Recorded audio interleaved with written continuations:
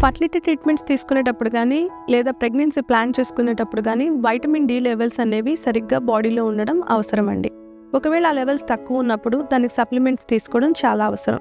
ఎందుకంటే పిండం ఏర్పడిన తర్వాత గర్భసంచిలోని అంటుపొరలు అతకడానికి సరైన మార్పులు అనేవి పిండానికి రెడీగా ఉండేటట్టు ఉండాలి. ఈ వైటమిన్ డి సరైన లెవెల్స్లో ఉన్నప్పుడు ఈ గర్భసంచిలో రావాల్సిన చేంజెస్ రావడానికి అది చాలా తోడ్పడుతుంది అనమాట. వైటమిన్ డి తక్కువ ఉన్నట్టు మనకు ఎలా తెలుస్తుందండి?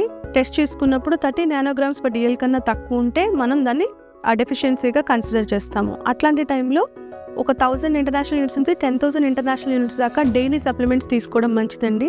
ఎన్ని రోజులు తీసుకోవాలి? 30 days కంటిన్యూస్గా తీసుకోవాలి. తీసుకున్నప్పుడు దాని లెవెల్స్ అనేవి బాడీలో మెయింటైన్ అవుతూ ఉంటాయి. ఫుడ్లో వైటమిన్ డి ఎక్కడెక్కడి నుంచి వస్తుందంటే ఎగ్ యోక్స్ నుంచి వస్తుందండి, సాల్మన్ అనే ఫిష్ నుంచి వస్తుంది, లేకపోతే Codd liver oil, fish liver oil అని సప్లిమెంట్స్ ఉంటాయి, ఆ టాబ్లెట్స్ నుంచి తీసుకోవచ్చు. ఫోర్టిఫైడ్ మిల్క్, ఇట్లాంటి అన్ని సోర్సెస్లో నుంచి ఫుడ్ ద్వారా మీకు వైటమిన్ డి అనేది లభిస్తుంది. So happy womb, happy baby. Thank you.